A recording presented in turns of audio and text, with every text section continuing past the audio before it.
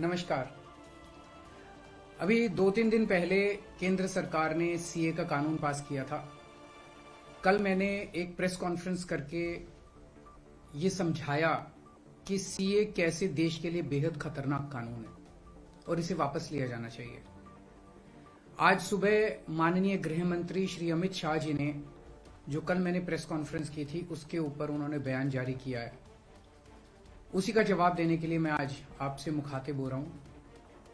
मैंने उनका बयान सुना, माननीय गृह मंत्री जी का। अपने पूरे बयान में जो प्रश्न मैंने कल उठाए थे, उसका किसी भी एक भी प्रश्न का उन्होंने जवाब नहीं दिया। उन्होंने केवल मुझे गाली गलौज किया है, केजरीवाल भ्रष्ट है, केजरीवाल ये है, केजरीवाल ऐसा है, केजरीवाल वैसा है। मुझे छोड़ दीजिए, मैं इंपॉर्टेंट नहीं हूं, देश इंपॉर्टेंट है। देश के 140 करोड़ लोग इंपॉर्टेंट हैं, उनकी बात करते हैं।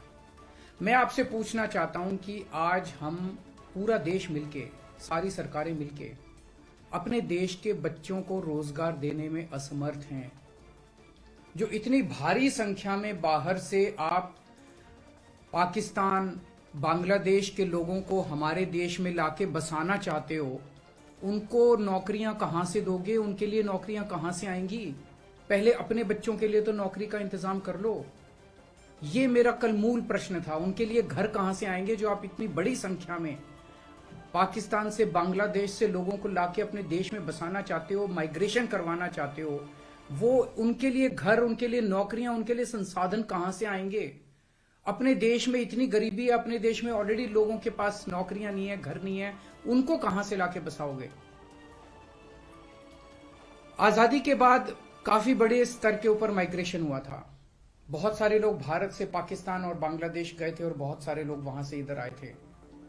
अब जो ये माइग्रेशन इस सीए की वजह से होने वाला है, ये उससे कहीं ज्यादा बड़ा माइग्रेशन होने वाला है। पाकिस्तान, बांग्लादेश, अफगानिस्तान, इनका कहना है कि सीए के तहत इनके अल्पसंख्यक जो हैं, वो अगर भारत में आके रहना चाहेंगे तो उन्हें उस बात की मंजूरी दी जाएगी, उन्हें हमारे भारत की नागरिकता दे दी जाएगी। इन तीनों देशों में मिलाके लगभग 2.5 से 3 करोड़ अल्पसंख्यक रहते हैं। पाकिस्तान, बांग्लादेश और अफगानिस्तान में मिलाके लगभग 2.5 से 3 करोड़ अल्पसंख्यक रहते हैं। वहां बहुत गरीबी है, उनके पास रोजगार नहीं है। भारत में तो आना और भारत की नागरिकता मिलना उनके लिए तो बहुत बड़े सपने की तरह है। और अगर हमने भारत के दरवाजे खोल दिए, इतनी बड़ी संख्या में लोग आने वाले हैं जिसकी हम कल्पना भी नहीं कर सकते। इन 2.5-3 करोड़ लोगों में से अगर 1-1.5 करोड़ लोग भी आ गए तो कहां बसाया जाएगा उनको? क्या करेंगे उनका? ये मेरा प्रश्न था माननीय गृह मंत्री जी, जिसका जवाब आपने नहीं दिया। आपका यह कहना है कि 2014 से पहले के लोगों को, जो आ चुके 2014 से पहले, उनको बसाया जाएगा। मैं आपसे पूछना चाहता हूं, 2014 के बाद आना बंद हो गया? 2014 के बाद भी आ रहे हैं, अभी तक आ रहे हैं, रोज आ रहे हैं।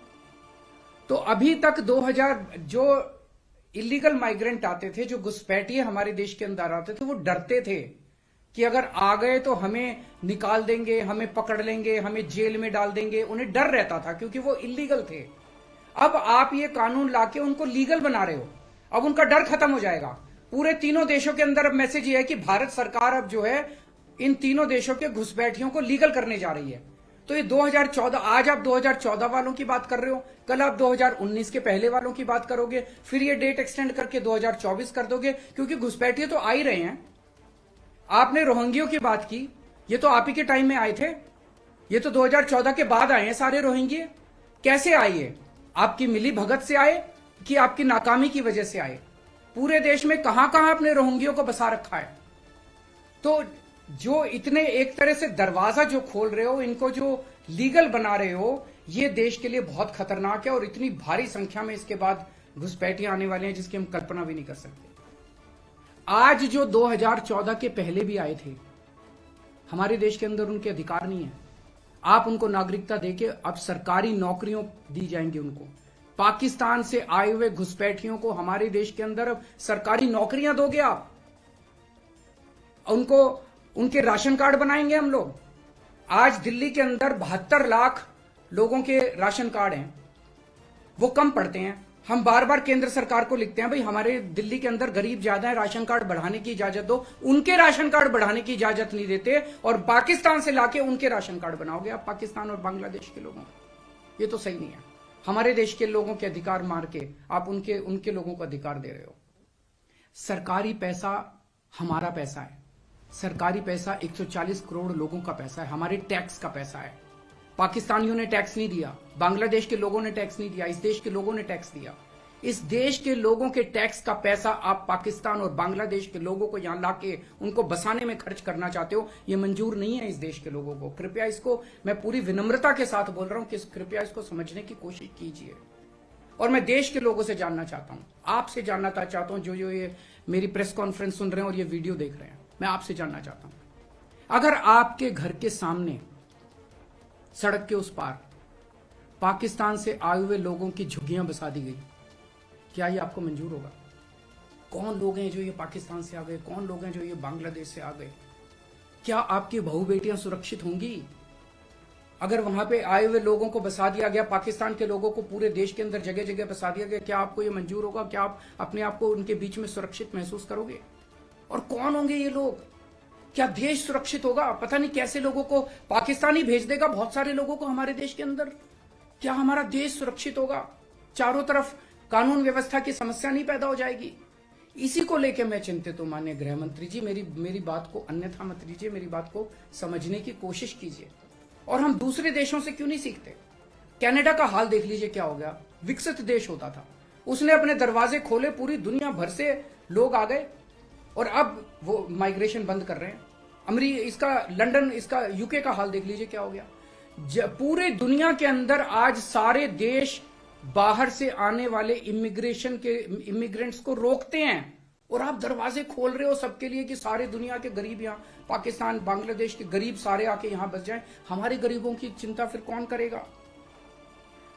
अगर आपको लाना ही है बाहर से लोगों को, हमारे देश में पिछले 10 साल में 11 लाख उद्योगपति और व्यापारी भारत छोड़ के चले गए।